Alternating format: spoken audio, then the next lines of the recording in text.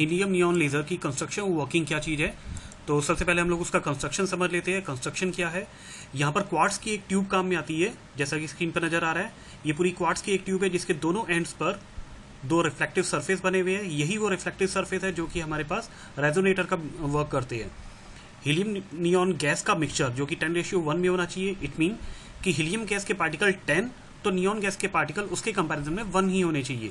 10:1 का एक gas mixture prepare करके इस क्वार्ट्ज ट्यूब के अंदर फिल की होती है। इस क्वार्ट्ज ट्यूब के नीचे की तरफ हम लोगों ने डिस्चार्ज इलेक्ट्रोड्स लगा रखे हैं जिन पर हाई वोल्टेज एसी होती है। यहाँ आपको दिखाई दे रहा है एक इलेक्ट्रोड हमारे पास में एनोड है, अनदर वन इज कैथोड। जैसे ही हम लोग इस इलेक्ट्रोड्स के बीच में इलेक्ट्रिसिटी पास करते हैं या वोल्टेज देते हैं तो यहाँ पर कंडक्टिविटी ना होने की वजह से, क्योंकि बीच में कोई भी कंडक्टर कनेक्टेड नहीं है, कोई डायरेक्ट कनेक्टिविटी नहीं है, तो ऐसी कंडीशन में चार्जेस एक जगह से दूसरी जगह जब जंप करते हैं तो उनके जंप करने से एक हाई एनर्जी स्पार्किंग जनरेट होती है। यही हमारे पास में इलेक्ट्रिकल डिस्चार्ज का वर्क करती है। जैसे कि मैंने आपको पहले बताया था कि पंपिंग सोर्सेस इलेक्ट्रिकल डिस्चार्ज, यहाँ वो इलेक्ट्रिकल डिस्चार्ज काम में आ रहा है। स्पार्किंग की वजह से गैस के पार्टिकल उस एनर्जी को ऑब्जॉर्ब करते हैं। एनर्जी को ऑब्जॉर्ब करने के बाद में लेजर एक्शन जनरेट होता है। इस पूरे लेजर एक्शन की वर्किंग समझने के लिए किस तरह से ये जनरेट हो रहा है हम लोग आगे देखते हैं। ये है पूरा इसका कंस्ट्रक्शन। आई रिपीट, यहाँ पर हमारे पास में दो रिफ्लेक्टिव सरफेस है जिनको रेजोनेटर बोलते हैं। क्वार्ट्ज की ट्यूब है जिसमें इलेक्ट्रिकल डिस्चार्ज के लिए दो एनोड और कैथोड लगाए जाते हैं, और क्वार्ट्ज ट्यूब के अंदर 10:1 के रेशियो में हीलियम और नियॉन गैस का मिक्सचर फिल किया होता है। वर्किंग के लिए आपके सामने जो डायग्राम आया है ये एनर्जी लेवल डायग्राम है हीलियम और नियॉन दोनों का। इस डॉटेड लाइन के लेफ्ट साइड में मैंने हीलियम गैस को दिखा रखा है और राइट साइड में नियॉन गैस के एनर्जी लेवल को शो किया हुआ है। इनिशियली जब हम इलेक्ट्रिकल डिस्चार्ज करते हैं तो ग्राउंड लेवल के इलेक्ट्रॉन्स एनर्जी ऑब्जॉर्ब करते हैं, एनर्जी गेन करते हैं। उस एनर्जी को गेन करके वो अपने हायर एनर्जी लेवल्स में जाते हैं जो कि 20.61 इलेक्ट्रॉन वोल्ट तक है। जब ये इलेक्ट्रॉन यहाँ पर अपनी लाइफ टाइम पीरियड 10⁻⁸ सेकेंड के लिए यहाँ रुकेंगे, उसके बाद में जब लोअर एनर्जी लेवल में जाते हैं तो अपनी एनर्जी को ट्रांसफर करते हैं नियॉन के ग्राउंड लेवल के इलेक्ट्रॉन्स को, जो कि मैंने यहाँ दिखा रखा है। ये पार्टिकल्स की energy ground level of neon particles को मिलती है। वो उस एनर्जी को ऑब्जॉर्ब करके ऑब्जॉर्प्शन प्रोसेस शो करते हुए हायर एनर्जी लेवल्स में जाते हैं। किसी भी हायर एनर्जी लेवल में जा सकते हैं। यहाँ पर मैक्सिमम मैंने ट्रांजैक्शन दिखाया है E4 और E6 में, जो कि अप्रोक्सीमेटली इक्वल है 20.61 इलेक्ट्रॉन वोल्ट के। अब यहाँ पर इलेक्ट्रॉन्स अगेन अपने लाइफ टाइम पीरियड 10⁻⁸ सेकेंड के लिए रुकते हैं। उसके बाद में वो अपने ग्राउंड लेवल में आने की कोशिश करते हैं। एट द सेम इंस्टेंट हम लोग एक और इलेक्ट्रिकल डिस्चार्ज देते हैं जिसकी वजह से इलेक्ट्रॉन्स के पास में इतनी एनर्जी आ जाती है कि वो इन एनर्जी स्टेट्स में ट्रांजैक्शन करते हैं, जो कि यहाँ दिखा रखे E5, E4 एंड E3। जो हायर एनर्जी लेवल के इलेक्ट्रॉन से वो E4, E5 और E3 में ट्रांजैक्ट होते हैं, इनमें चले जाते हैं। अब 10⁻⁸ सेकेंड के बाद में इलेक्ट्रॉन्स वापस अपना लाइफ टाइम पीरियड निकालकर इन स्टेट से वापस ग्राउंड लेवल में आने की कोशिश करते हैं। यहाँ पर हमारे पास E5 और E3 इन दोनों में जो लाइफ टाइम पीरियड है अनदर इलेक्ट्रिकल डिस्चार्ज की वजह से यहाँ पर 10⁻³ सेकेंड हो जाता है। मतलब कि ये दोनों एनर्जी लेवल्स हमारे लिए मेटा स्टेबल स्टेट्स की तरह बिहेव करते हैं।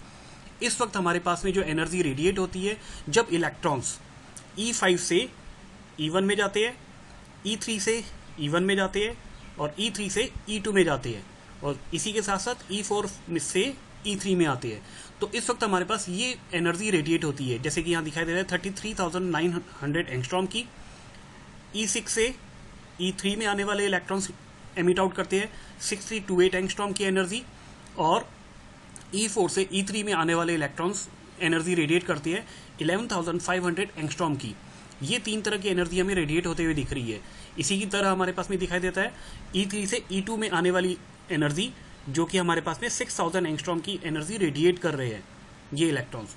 तो यहाँ पर सिर्फ और सिर्फ 6328 एंगस्ट्रॉम की जो एनर्जी रेडिएट हो रही है वो हमारे पास में स्टिमुलेटेड एमिशन में कहलाई जाती है, और यही हमारे पास में विजिबल रीजन में है। आइस के विजिबल रीजन में यही एक एनर्जी है 33,900 और 11,500 एंगस्ट्रॉम।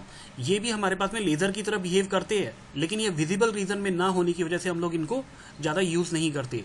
सिर्फ हीलियम नियॉन लेजर का रेड कलर हमारे पास 6328 एंगस्ट्रॉम की वेवलेंथ की वजह से नजर आता है। That is the working of helium neon laser. इसके बाद में हमारे पास में नेक्स्ट टॉपिक आता है सेमीकंडक्टर लेज़र।